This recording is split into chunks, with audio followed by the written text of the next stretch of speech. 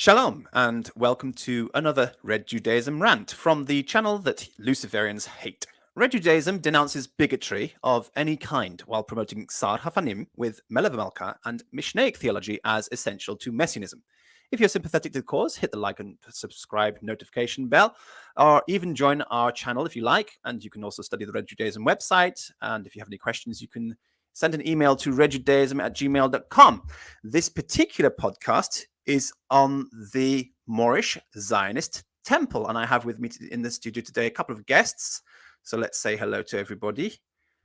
Here we are. We've got Orthodox Moor with me and Rue. Shalom. Welcome, guys. Shalom. So thank you for coming along and bringing this to our attention today. Also, would you like to share your channels as well and anywhere else you would like to at the beginning of the show so that people can easily catch it later rather than have to look through minutes to find out where? If you want to share your channels or any groups that you want people to join, let me know and we can post them into the chat. Yeah, if you're interested in anything you hear, you can follow me at the Orthodox Moor. That's my YouTube channel. Okay. And anything on Clubhouse? Rue, anything on Clubhouse? Yeah, you can follow me on Clubhouse at Rue Ibn Haddad. Great. Okay, so easy to find people. We have a comment there from Israel Kehalavain. I can also put the link in the StreamYard link into the comments there. And if you'd like to join in, you can join us in the studio as well. If we know you, you can come and join us. Okay. So all right then. So so what are we looking at today? Moorish Zionist Temple presentation. It says by Rabbi. Yeah, this is some interesting information because so real quick, let me give a background. So this presentation is going to be about the first African descent Jewish congregation in the Americas or in North America. And what's interesting about this is I actually got this information from somebody who is antithetical to the concept of African Jewry in America. And so I basically got this information from an enemy to the concept. And so, and he let me know how valid it was because it came from the Schomburg Museum in New York and whatnot, which is verifiable information, etc. And it's a very well-known, prestigious museum having to do with African American history in North America, etc., and having to do a lot with the religious history thereof. And so,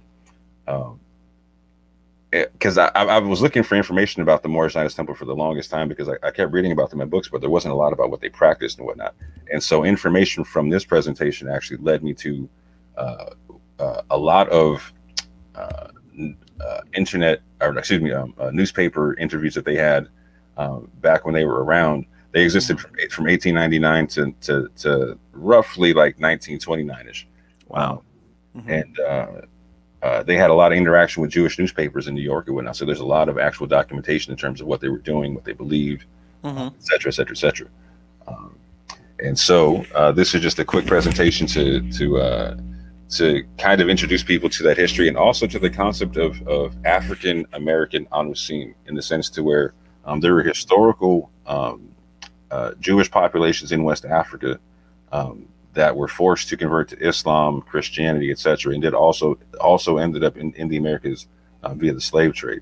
And it's important to understand this concept as separate from the Black Hebrew Israelite or the One West Israelite concept in the Americas. And it has a different history, a different background, a different understanding, and they don't make the same claims. And as a matter of fact, what I find interesting about this particular piece here that I got from Rob Bourne is that Rob Bourne actually he documents the fact that the people who started the One West and the Black Hebrew Israelite movement in the Americas actually were rejected by the Moorish Zionist Temple.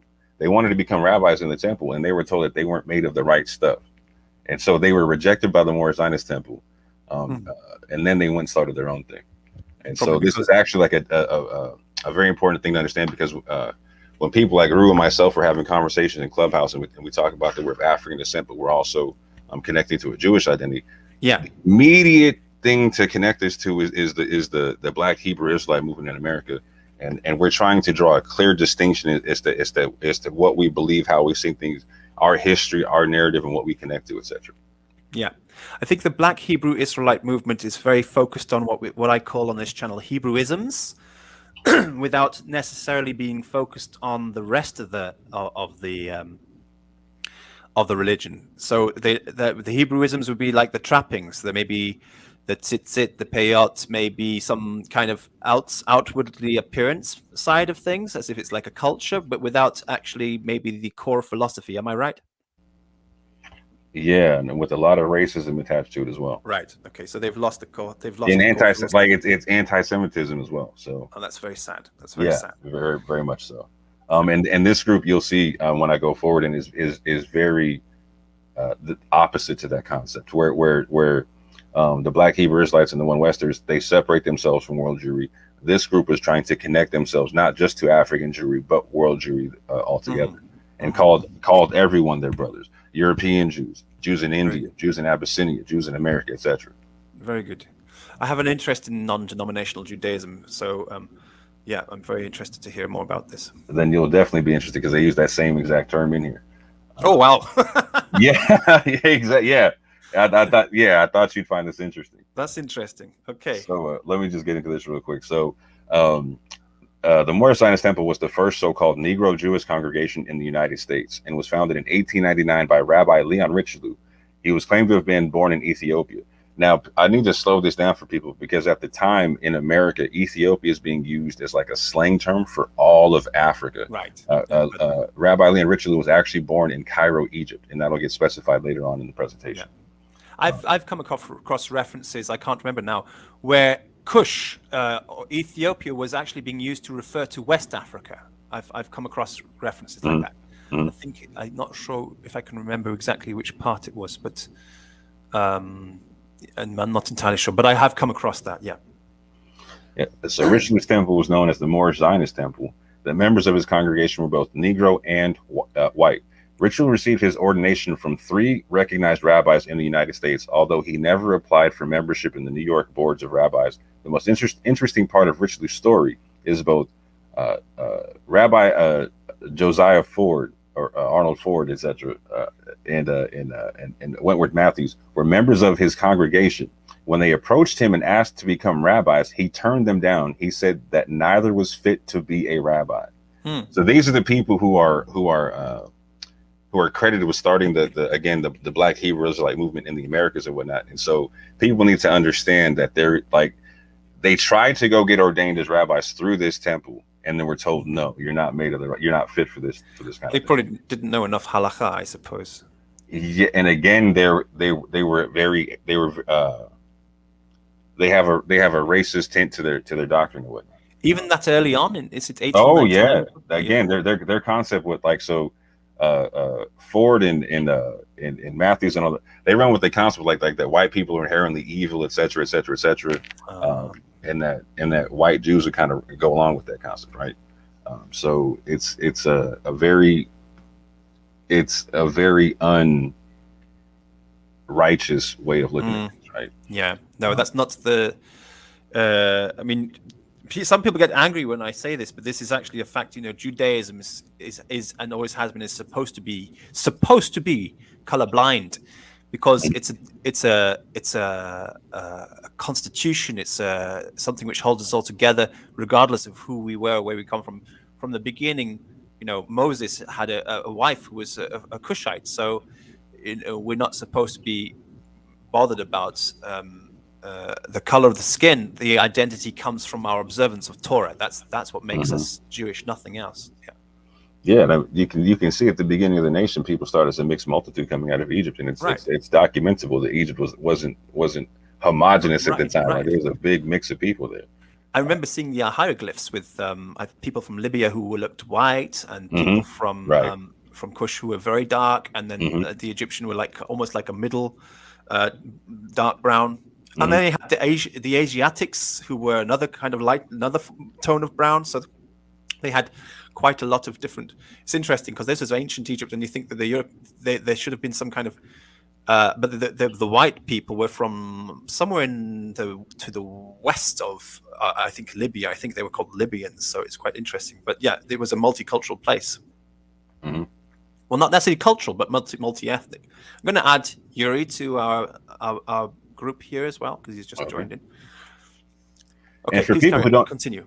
and for people who don't know, sorry, my fault. For people who don't know a lot about the so-called Hebrew Israelite movement in America, or the One West, or the Black Hebrew Israelite concept, I would think of them as like a Jewish form of the Nation of Islam. It's a real quick way of understanding how they think about things, and so that kind of concept is why they were getting rejected here, or it would seem like they were getting, because they left from this concept to go establish their concept, if that makes sense. But going forward real quick, so this is from some literature called "The Black Jews of Harlem: Representation, Identity, and Race, 1920 through 1939," and this has a lot of information about interviews that they had with Jewish newspapers, which I found very, very interesting. Because at first, the Jewish community didn't really see them, or the European Jewish community didn't really see them as Jewish. And then after a lot of interviews and whatnot, some people did and some people didn't. But going further. So in 1925, the Jewish Daily Forward interviewed a professor and Rabbi Richelieu, who helped lead a Harlem synagogue of 200 members and spoke earnestly of the fidelity his community felt toward religious observance and learning. "We have spent priceless hours studying Boba Chama, Boba Batra. We are familiar with the writings of Rashi and Rambam. We observe every Jewish holiday. In every possible way, we try to live a Jewish life." And it goes on to say that an African-American journal reported that the Moorish Zionist Temple ordained I'm sorry, that's important for something later. Okay. But going forward, but that was for Rue too. I wanted you to see like the extent of the. Well, actually, real quick, Joe, can you explain to people that literature that I just? Let me go back real quick. Baba Batra is very important. It's extremely important. I haven't read or studied Baba Kama, but Baba Batra is important. Are you talking about this literature you want me to go through, or is there other? Yeah, just give like a brief explanation if you could. So Baba Batra is one of the its parts which have got a lot of references to. In fact, it's one of the few places in Judaism where it actually mentions Yeshua Haben, Jesus the Son. As there's a passage in Baba Batra where it says that the Romans prohibited us from being allowed to mention the name of Yeshua Haben and to celebrate his birth. So actually, it's quite an interesting passage. It's like, what on earth is this talking about? And then people have got their interpretations of what they think that means. But there are other passages in Baba Batra which go into a lot of deep spiritual insight into the Messiah. And one passage was referring to him as a giant fish, which comes out of the water, which is actually expanded upon later by Rebbe Nachman. Rashi, of course, is very important for the foundation of Ashkenazi Judaism, interesting enough. Rambam, the same for the foundation of Sephardic Judaism. But on this channel, everybody will know that we're not very friendly towards Rambam or Maimonides, as he's better known. So would you say this is an eclectic version of Jewish literature? Quite. Yeah, it's interesting because you've got both Ashkenazi and Sephardic and Babylonian Talmud there. So it's really interesting. I think the reason is because probably they are trying to cover all bases. You mentioned just earlier about this non-denominational Judaism, which you said they were going to mention, which is really the right way you want to do things, to set things up at first, to try and be as welcoming as possible to everybody. You need to know the laws. It's important to study, and it says we are familiar with the writings of. So it's important to study Rambam so you know what other Jews are going to be observing, even if you disagree with him and don't want to actually follow him. But you need to know what other Jews are going to be doing. So I think it's probably an ecumenical approach to Judaism. That's why they've got this. Yeah. There's something else I want to point out real quick. So there's a lot of people on Clubhouse who might get this group mixed up for another group being mentioned here called the Commandment Keepers. The Commandment Keepers are not the Moorish Zionist Temple and are in fact connected to the two people that I told you just got rejected by the Moorish Zionist Temple. So I want to be very clear about that for people so they can understand that. That was a very big issue on Clubhouse for the past couple of days, from what I understand. Interesting. So when it said the congregation would make a procession to Harlem Shore of East River, Was that the commandment keepers or the Moorish Zionist Temple? Let me go back real quick. Anything that wasn't underlined in red was the commandment keepers. So. I see. Okay. So that's the commandment. Yeah. That's not the Moorish Zionist Temple. That's the commandment keepers. I see. So going forward in the same piece of literature, it's speaking on the type of congregation that they had. And so the Moorish Zionist professor Richelieu traced much of his congregation to Eastern countries. There are a number of Yemenite Jews, Moroccan Jews, Egyptian Jews, Abyssinian Jews, and about 200 all told. Richelieu was born in Cairo, Egypt, and another rabbi was born in Morocco.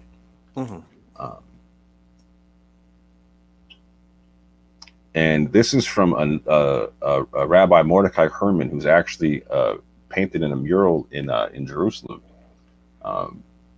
This is where it gets really interesting. Let me go back. My fault. So, a lot of the newspapers were documenting that some of the Jews in Harlem at the time, some of the African Jews in Harlem were professing a belief in Jesus and whatnot. And so this also had to do with some people in the Moorish Zionist Temple. So it says here, moreover, they accept Jesus. Some of the people accept him as one of the prophets of the rank of Moses. Other of them, it seems, accept him as divine.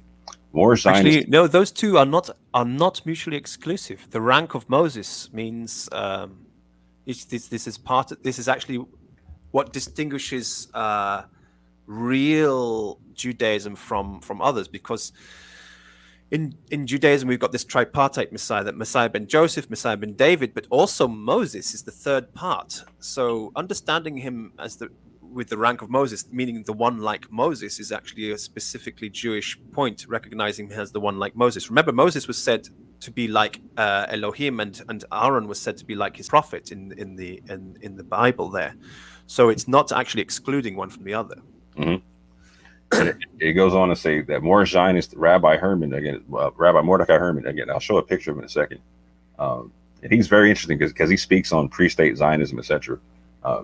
Was forthright about this wide embrace. He described the movement as non-denominational and not conform to the elaborate rituals and observances of Orthodox Jewry. One can be a Baptist and enjoy pork chops instead of kosher steaks if he chooses, the teacher said. Unity, brotherliness for the needy, education in the Jewish language, and economic practices were declared the keynotes of the movement. Yeah, we have an interest in there's lots of people who are interested in starting non-denominational Judaism these days.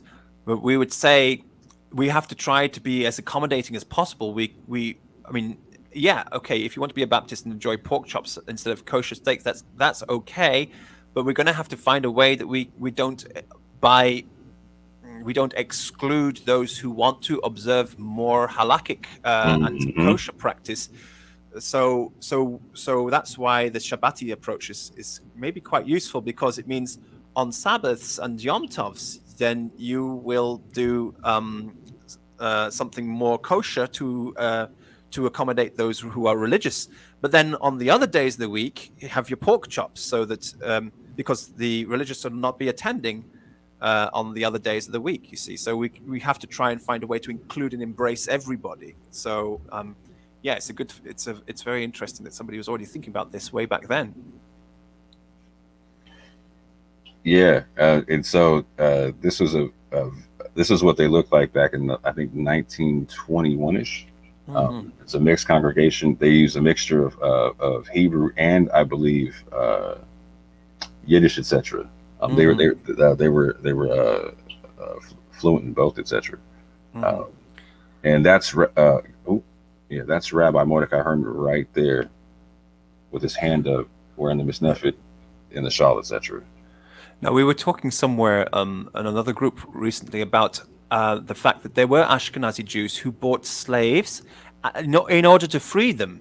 So it's possible that they could have actually been some of the ones who spoke Ashkenazi Yiddish might have grown up in families where, because when you free a slave, they become part of your family, you see. So they might have grown up in families having been brought, because in Judaism, you only buy a slave to free them. Really, you don't buy slaves to trade. That's not your objective. Is to liberate mankind, not to. So it could be that some of them grew up in Ashkenazi families. Yeah, some of them could have, but a lot of them also came from the Caribbean, and again, there's something that's coming out right now is that there was a Sephardic Beit Din that recognized the Igbo Jews as a legitimate Jewish group, etc.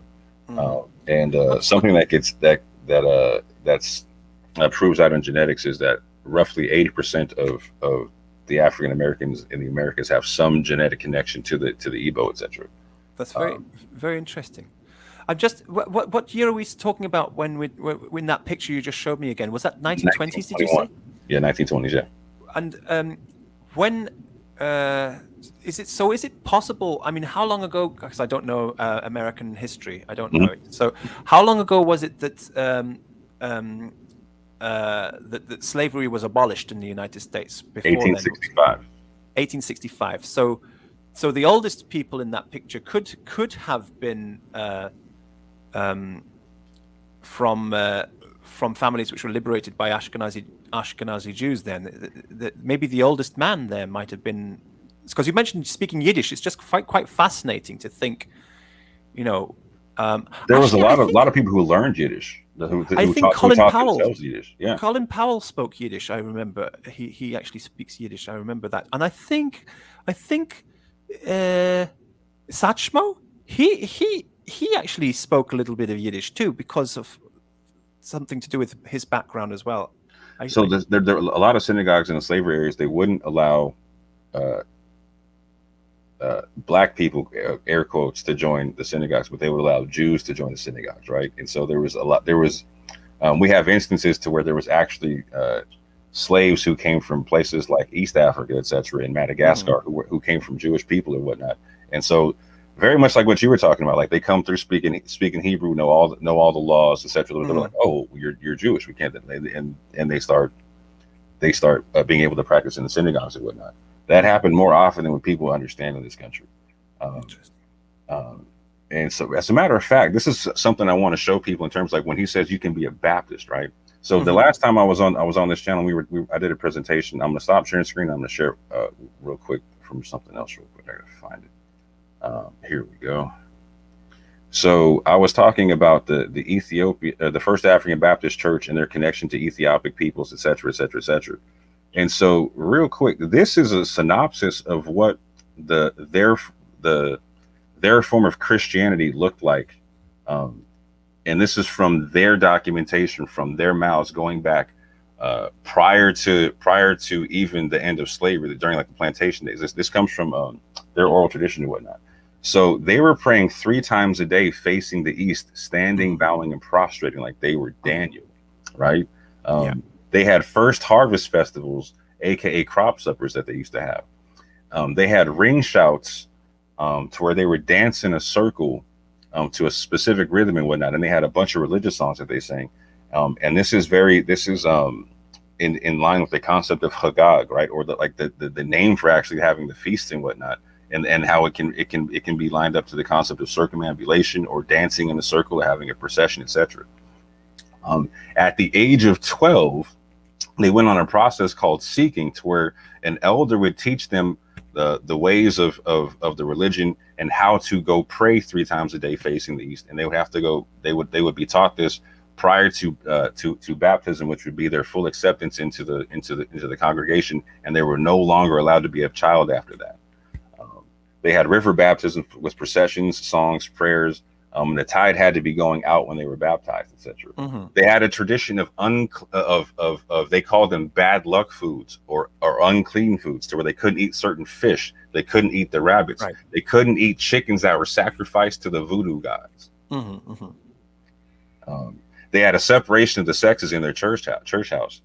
They had modesty practices in the church house, to where the women had to cover up, the men had to cover up, etc. They had a setting up process and processions, which had to do with funerals and burial practices, to where they had the feet facing the east, etc. I mean, during the plantation days, they met on Saturdays. Yeah, wow. This is So you're calling these low country Christian traditions. We Yeah. talked in the past on this channel about this first, what is it called? The First African Baptist Church. Mhm. Yeah. So this is the kind of Baptist we're talking about, because we looked at those inscriptions on the pews, and Yeah. we identified that there was Arabic there was Hebrew there were all sorts of interesting inscriptions there. So definitely this kind of Baptist, this is what we call like the African independent churches, which have always existed. Yeah, Some this is people what they think were that- doing coming off the slave ships. This isn't what they were taught to do. This is their authentic practice. This is their authentic, yeah, because the African independent churches, a lot of people think that African independent church means some kind of Protestantism, which the African Americans were introduced to. It's like, or that Africans recently have been introduced to. It's like, no, African independent churches are an ancient form of monophysite Christianity which existed in Africa and never really got sort of absorbed into the Oriental Orthodox communion, what the Ethiopian Orthodox Church did and the Coptic Church did, but these other African independent churches didn't, and they just continued. So it's really always been an option to be something, because some people think that if you want to be a historical Christian, you have to belong to one of the Roman churches or one of the Orthodox churches, and they completely ignore African independent churches, which have always existed as well. So, yeah, and there's literally, there was kingdoms in West Africa who were Christian that had nothing to do with the Catholic Church in any way, shape, or form. Like there was a kingdom of Takrur. I just did a presentation on them, to where they were being documented from the 11th century to the 14th century, etc. And the king of Mali, who went to Egypt and dropped so much gold that he affected the gold price for a decade. He's being documented in the Islamic sources. And he's having a conversation in Egypt, and they're asking, like, so where do you get your gold from? Like, we get our gold from the Christians in Takrur. And they said, well, why don't you just go take their mines? He said, well, we tried that before, but we can't make the mines produce like they can. So we had to give them back to them, and so we just get taxation from the mines and whatnot. So it's and he was talking about the fact that like they were actually getting so much power that they were being oppressive towards, or they were being able to push back towards Muslim power in West Africa and whatnot. And so this area of Takrur is in between, it spans between Senegal and Mauritania. And the same Islamic sources talk about being south to Takrur in a place called Lam, a place of Jews that have been there for a long time. So there's a lot of history about in the Islamic sources about Jewish people in West Africa for long periods of time. Yep. Long periods of time. And that they eventually they got forced to convert to Islam and other things, etc., and then brought here. And a lot of people don't understand that, like we're saying here, that they came off the slave ship with their own practices, and eventually these same, like, so if I go to the First African Baptist Church now, they don't practice what I just showed you. They started off practicing what I just showed you, but now they practice something that's more in line with modern Protestant Christianity. Right, because they become aligned. This is and I think there's a lot of pressure. It needs to be ignored, but there's a lot of pressure amongst Christians that they need to all unite together and start and show one united front, one united face against the other. It's destroying ancient Christian traditions, which are more authentic and closer to Judaism than this one lowest common denominator form of Christianity, which is emerging. Unfortunately, yeah. So this here is an article from the Forward, written by I have the author's name on the next slide. But this is about Rabbi Mordecai Herman, the man I just showed you in the Moorish Zionist Temple picture. He's being memorialized in Jerusalem in a mural on the wall. He's wearing a fez, it looks like. Yeah. Yes, sir. That's the actual picture, and that's I see. Oh, that's very nice. And so let me read a little bit here. Let me see what the part I want to get to real quick. I want to jump to the part where he was. Here we go. He urged his black congregants to stand in solidarity with pre-state Zionists, which I thought was really interesting. He said he wrote this in a Hebrew pamphlet that he put out. He handed out to people. To listen, brother, it is my present belief that Palestine will be free. He wrote at the time in a Hebrew language flyer. It is a fact that our Jewish brothers in Europe and America cannot hold and defend Palestine, but our black Jewish brothers in India, China, and Abyssinia have a little more skill in warcraft than the normal and heroic Jew. And I want to point that out in the sense to where, again, so there's other people that, like, you have the commandment keepers and other people who are mentioned here. It's important to understand that this Moorish Zionist Temple is very different than the commandment keepers or the Hebrew Israelites or the One Westers, etc., because they're considering themselves brothers with European, American, Indian, Chinese, Abyssinian Jews, Palestine, like the international Hebrew community. Yeah, exactly, 100%, and that they're all brothers and whatnot. They're not seeing themselves as separate. Yeah. And this solidarity did exist. I mean, even I know up until the time of the civil rights movement, I mean, African Americans and Jews worked alongside each other because they were familiar with the persecution that they had suffered at the hands of likes of far right wing white supremacist groups like KKK and things like that. So they were in solidarity. When did it start to break down? Because it's happened recently. What happened? I mean, because why is it? Do you know what's precipitated this breakdown? Can you ask the question one more time? I didn't hear the first part. So there was a lot of solidarity between Jews and African Americans and oh yeah, they're rights, yeah, 100%. Yeah. So what happened now recently? Because I've seen cases where Ashkenazi boys are being beaten up on the streets in parts of America by black gangs. What's happening? When did this break up? Do you know? That what might happened? just be in the gang areas or not, but I really don't know, because at the moment we're actually seeing a resurgence of a connection between the two. At the moment, there's a lot of African American celebrities, etc., converting to Orthodox Judaism. Oh, right, okay. So it's just gang areas then. Yeah, I would say so. This is what's the problem then. People are not understanding the distinction that because I suppose there must be some gang areas which are right on the border of some Orthodox Jewish areas. I guess because maybe the Orthodox Jews are not able to afford. A lot of people think that Jews are the richest people and can always find the best parts of town. It's not always the case. The most religious and observant Jews are not always the richest people. They have to afford the poorest parts of town, which are not always the safest parts of town. Okay, sorry to interrupt you. Please continue. There's not much more to it there. I just go ahead. Part of the issue today is more of a political issue. It's a politically driven, I guess, divide between black people and Jewish people due to the state of Israel and different sides using propaganda in order to make a divide where there was a strong bond. See, as Orthodox Moor said, there is a resurgence in that bond happening. Or that's coming correct. Back together, and there's lots of different organizations that have come about in the last 5 years that are actively teaching the correct historical narrative of how things unfolded. Very good. And this is, proof there, that's quite interesting, the phrase Palestine will be free. Of course, at that time, it was under British occupation and Palestine meant the Jewish state. It's quite funny how now you say these days, Palestine will be free has got a completely different meaning from the 1930s. Yeah, 100%. And they also talked about a shared land in Palestine. So they had I think I skipped over, but they were very heavy on including like the Ethiopian Jews in it. One of my friends who was very interested in this concept, a shout out to Abu, he was noting like, wow, like they might, like the Moorish Zionist Temple potentially could have actually introduced the Ethiopian acceptance concept into the Zionist conversation.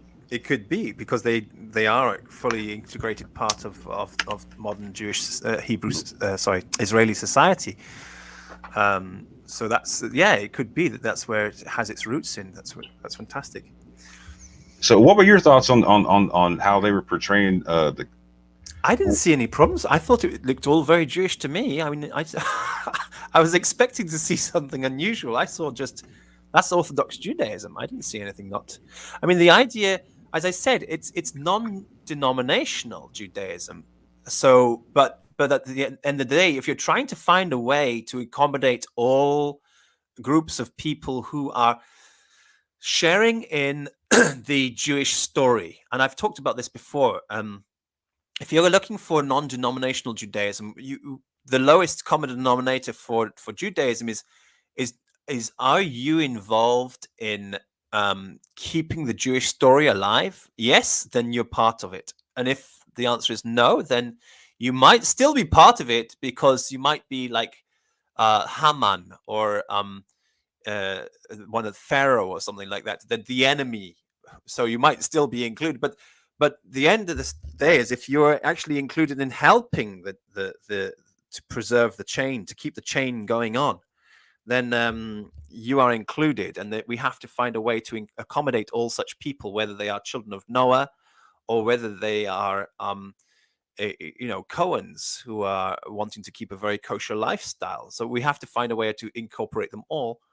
And it's lovely to see that even way back then, there was a group which was conscious about trying to find a way to include and incorporate all these things. Obviously, so I mean, there was that passage. Can you open up that page again, please? If you can share the presentation one more time. I think it was maybe the third page I would like to look at, if that's possible. Okay, let's put that on the screen.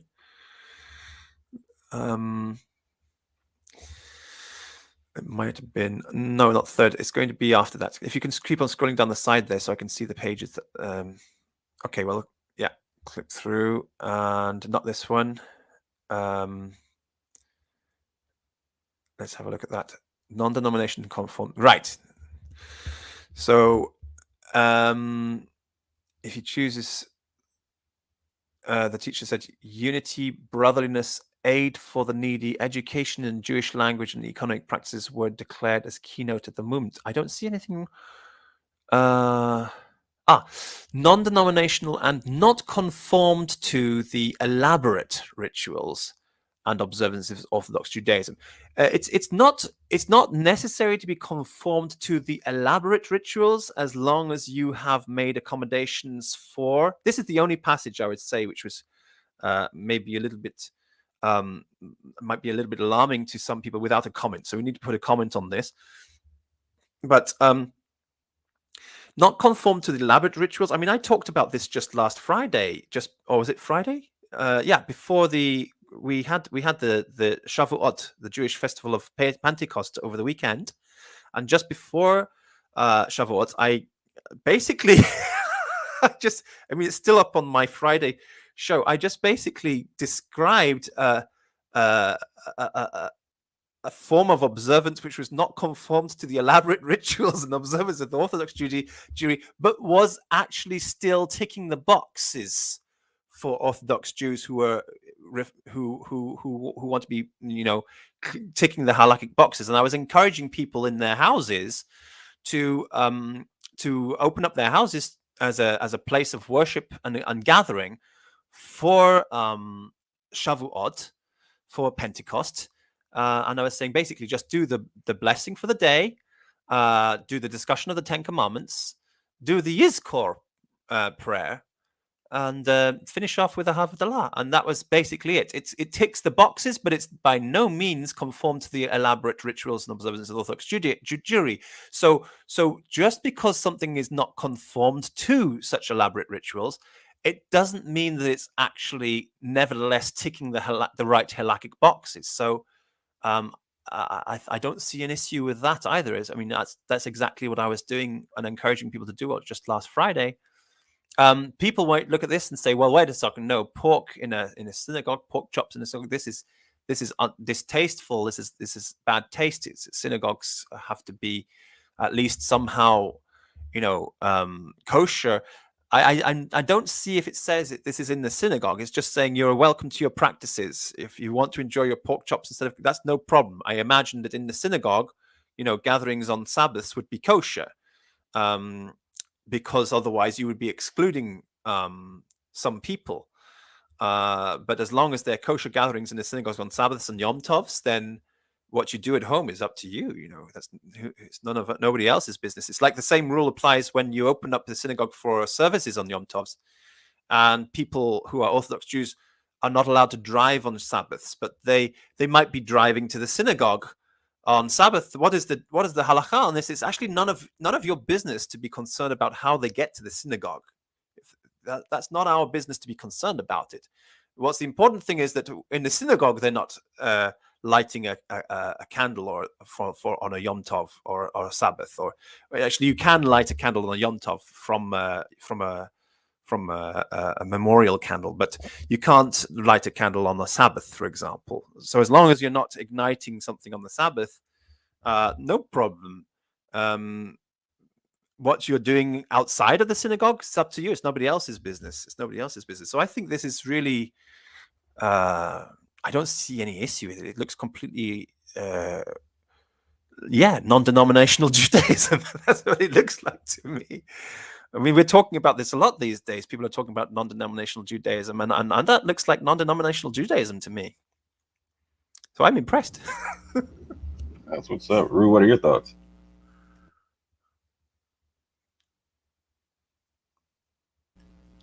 Rue's speechless. That's what that is. But yeah, that's all I have for the presentation. Mike is muted. Well, thank you so much for doing the presentation. If anybody is interested in doing something like this and getting together, hey, I think what we need to do is actually start a non-denominational Judaism group, guys. I think we need to do this again. We need to resurrect this, like a channel called non-denominational Judaism, which includes, people who are using the Quran, people who are using the New Testament, people who, as it said there, we need to start a new channel or a group called non-denominational Judaism. That's what we should be doing. I think that's a fantastic idea. Yeah. And this is so that we can accommodate all people. It should be kosher for Sabbaths and holidays, and as you like the rest of the time, just to be accommodating for everybody. So if you're interested in getting together for non-denominational Judaism, it doesn't matter whether you are a friend of the movement or not. Let me describe that friendship situation again. If you let's use the Nazi Holocaust as an example to help people understand if you are part of the Jewish story or not. The Nazis didn't care what color your skin was. With regards to Judaism, it's not like they hated black people; they hated Jews. But it's not that if you were of a particular like race that you would be exempt. The Krimchaks were Turkic Jews, and they were exterminated too.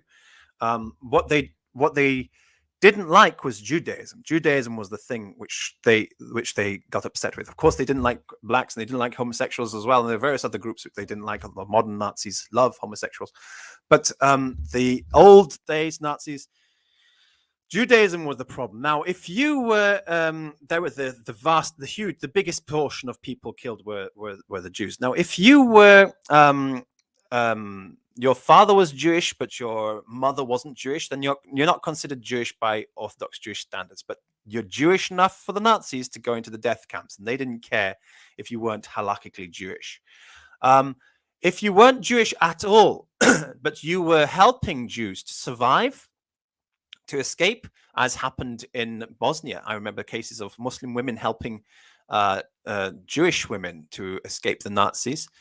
Then those Muslim women would have been exterminated in the death camps too, because they were helping Jews, So it doesn't matter whether you are considering yourself Jewish or not. But if your father is Jewish and your mother is not, you're not halakhically Jewish.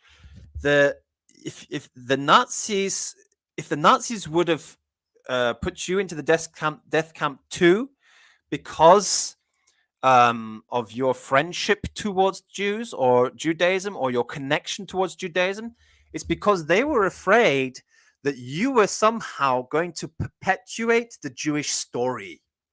Okay, So if you're involved in perpetuating the Jewish story and keeping it alive and passing it on, you're a link in that chain. This is the idea behind non-denominational Judaism, which I can see from this this presentation already existed like 100 years ago, and yet here we are talking about it these days with there are various groups talking behind the scenes, and we think we're doing something new, but actually I can see it's already been invented even before the Nazi Holocaust.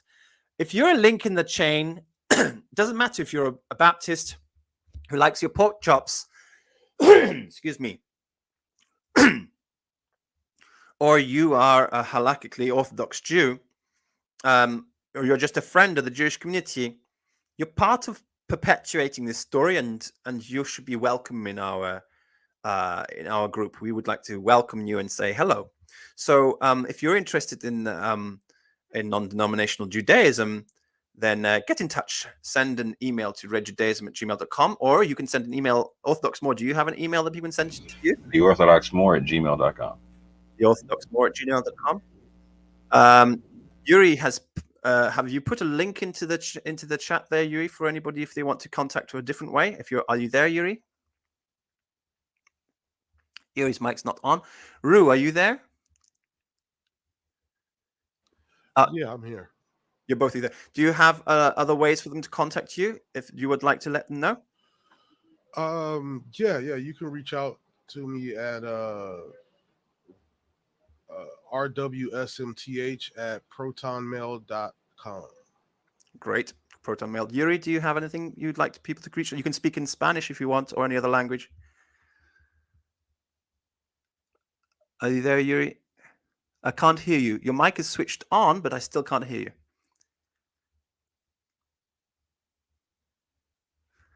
Let's see if you're typing a message to me in private chat there.